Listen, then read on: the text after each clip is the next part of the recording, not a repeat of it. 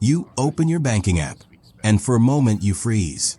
You don't remember spending that much this week. A few online orders, dinner out twice, something you bought late at night. None of it felt like a big decision, but now the number looks bigger than it should. So you tell yourself the same thing you've told yourself before. I need to get better with money. You promise to budget, to track spending, to be more disciplined. But a few weeks later, something happens again. A stressful day, a lonely evening, a moment where you just want to feel better. And somehow, your card ends up in your hand. Not because you forgot your financial goals, but because in that moment, the purchase feels like relief. And the strange part is, for a few minutes, it works. This is the emotional spender. Not careless, not irresponsible. In fact, many emotional spenders are highly self-aware people. They read about investing. They follow financial advice online. They genuinely want to be better with money. But there are moments where logic loses the argument. Moments when stress, boredom, loneliness, or even excitement show up. And the brain looks for something that will change the feeling quickly. So it reaches for something familiar. Buying something. It could be clothes, food delivery, upgrading something you already own, or clicking buy now on something you've been thinking about all week. The purchase isn't really about the item. It's about the momentary shift in emotion. A small hit of comfort, a tiny reward, a brief sense of control. Over time, the brain learns something powerful. Feeling uncomfortable by something, feel better. And once the brain learns that loop, it starts repeating it automatically. Which means your spending habits might not be about math at all. They might be about how your brain learned to handle emotions years ago. When spending becomes tied to emotions, it rarely looks dramatic. It looks normal. Small purchases, little upgrades, quick rewards. But if you watch closely, certain patterns appear. Stress spending. This is the most common one. You have a long day at work, deadlines, meetings, emails that never stop. By the end of the day, your brain is tired. So you order food instead of cooking, or scroll through an online store late at night. You're not thinking about budgets. You're thinking about relief. And buying something feels like a quick way to end the day on a better note. I deserve this. I deserve this spending. Another pattern appears after effort. You finish a hard week. You hit a goal. You finally get through something stressful. And the brain says, you deserve something. So you reward yourself. Maybe it's new shoes, a nicer dinner, an upgrade you weren't planning. There's nothing wrong with rewards. But when every achievement automatically leads to spending, the brain learns a shortcut. Effort, purchase, completion. Boredom, spending. Sometimes spending has nothing to do with stress at all. It comes from boredom. You open your phone, scroll through social media, see products, ads, influencers showing things they bought. And suddenly, you feel like you need something too. Not because you truly wanted it before, but because your brain wants stimulation. Shopping becomes entertainment. Control spending. This one often appears in people who grew up around financial instability. If money felt unpredictable growing up, buying something small can feel like control.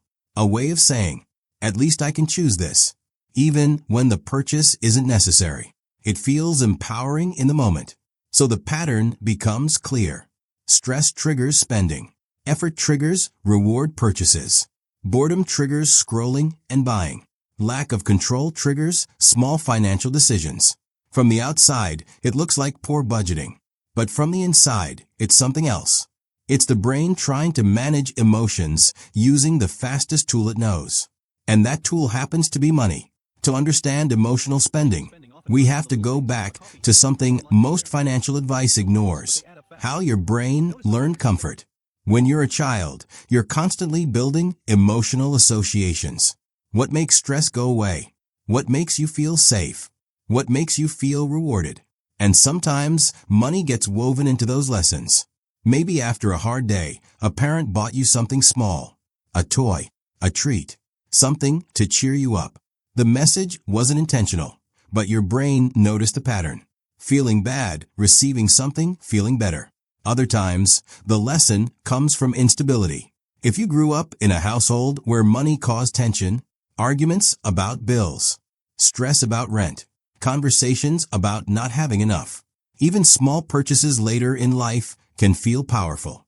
Because buying something becomes proof that things are different now. Proof that you're in control.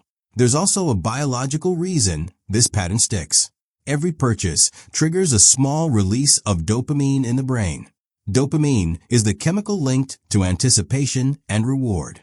And interestingly, the brain often releases dopamine before the purchase.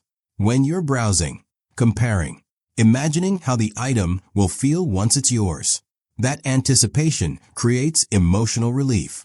So the brain remembers something simple. Buying things changes how I feel.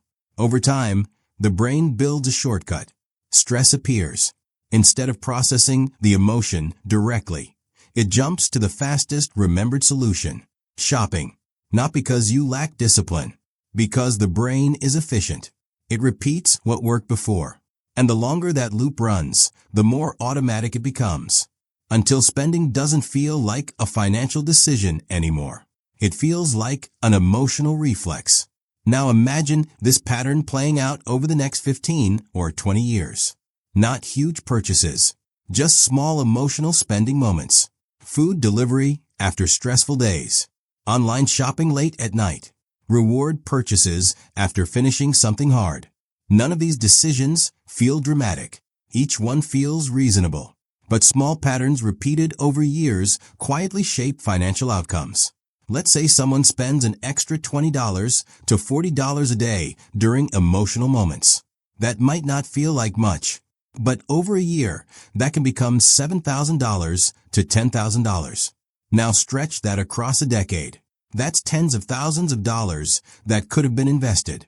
Money that could have been compounding. Money that could have been building freedom. But the financial cost isn't the only effect. Emotional spending creates something else. A cycle. You spend to feel better. Then the bill arrives, which creates stress. And stress often triggers more spending. The brain tries to solve the discomfort using the same tool that caused it. So the loop continues. But imagine a different path. Not perfect discipline, just awareness. The moment you feel the urge to spend, you pause. You ask yourself, what am I actually feeling right now? Sometimes the answer is stress. Sometimes boredom. Sometimes loneliness. And sometimes, once you notice the feeling, the urge to buy fades. You still spend money on things you genuinely value. But the emotional purchases happen less often. That small shift changes everything. Because money that used to disappear during emotional moments starts staying in your system. Saving becomes easier. Investing becomes consistent. And over time, those quiet decisions compound. Not dramatically, but steadily. Which is exactly how financial stability is built. Breaking emotional spending doesn't start with stricter budgets. It starts with understanding what your brain is trying to do. Because your brain isn't sabotaging you. It's trying to regulate your emotions. Spending simply became the tool it learned to use. So instead of fighting the behavior directly, you change the system behind it. Keycap 1. Notice the emotion before the purchase. The next time you feel the urge to buy something unexpectedly, pause. Ask yourself one simple question. What am I feeling right now? Stress, boredom, loneliness, frustration. Just naming the emotion slows the automatic loop. The purchase moves from impulse to awareness. And awareness weakens patterns faster than discipline ever can. Keycap 2. Give your brain other ways to regulate. If spending has been your main way of changing how you feel, removing it completely won't work. Your brain still needs relief. But relief doesn't have to cost money. Going for a walk, calling someone, stepping away from screens, doing something creative. These actions calm the nervous system the same way a purchase temporarily does. Over time, the brain learns new shortcuts. Keycap 3. Add a small delay. Most emotional purchases happen during a short emotional spike. The feeling rises quickly. You act. Then the emotion fades. So create a simple rule. Wait 1 hour before buying anything unplanned. Sometimes wait a full day. When the emotional wave passes, the decision becomes clearer, and many purchases suddenly feel unnecessary. Keycap for redefine what money represents. Right now, spending may feel like comfort, but money has another role. Money is stored freedom. Freedom to leave a job you don't like. Freedom to take time off. Freedom to move somewhere new. Every dollar saved or invested is a future choice you're giving yourself. When you start seeing money this way, something changes. Spending stops feeling like relief, and saving starts feeling like power. Here's the truth most people never hear. Your spending habits aren't just about numbers. They're about emotional patterns your brain learned years ago. And once you understand that, something important happens. You stop blaming yourself. You start noticing the system. Because the goal isn't to eliminate emotion for money. The goal is to stop letting emotion make the decisions. And when that shift happens, your finances stop feeling chaotic and start feeling intentional.